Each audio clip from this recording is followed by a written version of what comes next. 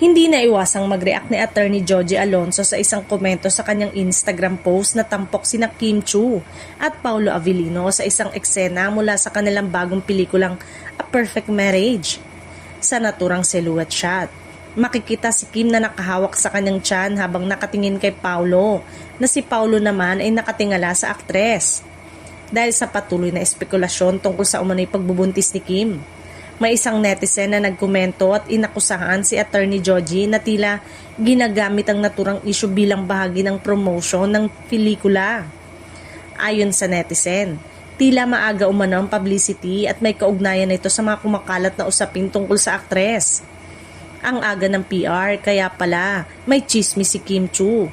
Even Kim Chiu not denying it for promo. Gagawin ng lahat, makalinlang para sa movie, komento ng netizen.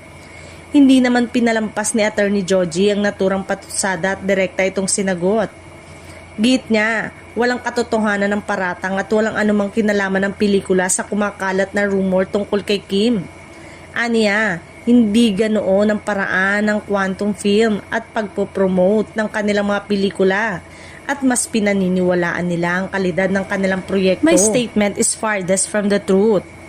Our film has absolutely nothing to do with that rumor that has been circulating. That is not how Quantum Film promotes its film. We stand by merits of our product. In any event, if there is no truth to our humor, why dignify? Pahayag ni Attorney Joji. Samantala, may ilang netizen naman ang dumepensa kay attorney at hindi nagustuhan ang komento ng naturang netizen na tinatawag pa ng ilan na nega.